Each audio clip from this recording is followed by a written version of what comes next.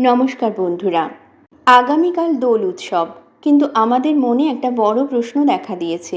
এই বছর পূর্ণিমাতেই কি দোল বা হোলি পালন করা উচিত?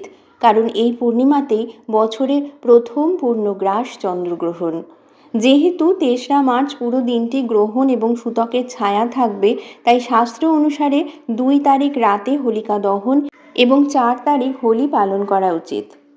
চন্দ্রগ্রহণের সময়সূচি: ৩রা মার্চ বিকেল ৩:২০ থেকে সন্ধে ৬:৪৮ পর্যন্ত। চন্দ্রগ্রহণে কী কী করা উচিত? ঘর পরিষ্কার রাখুন, বিশেষ করে ঈশান কোণ। এখানেই চন্দ্রের শক্তি সর্বাধিক কাজ করে। এই উত্তর পূর্ব কোণে একটি জল ভরা পাত্র রাখুন, তাতে গঙ্গা জল ও একটি তুলসী পাতা রাখুন। গ্রহণ শেষ হয়ে গেলে সারা বাড়িতে এই জল ছড়িয়ে দেবেন। মন্দিরের দরজা বন্ধ করে রাখুন। দোল খেলা বা আবির দেওয়ার কাজ গ্রহণের সময়ের বাইরে করাই মঙ্গলজনক। এই সময় রান্নাবান্না সম্পূর্ণ বন্ধ রাখা উচিত, আর খাবার তৈরি থাকলে তাতে অবশ্যই তুলসী পাতা দিয়ে ঢেকে রাখবেন।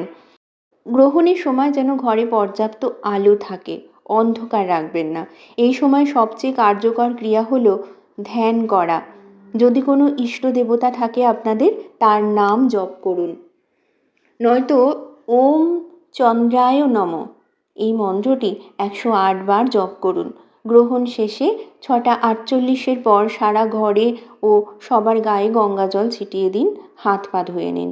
উৎসব মানে আনন্দ, তবে ভক্তি আর বিশ্বাসকেও সম্মান জানানো উচিত।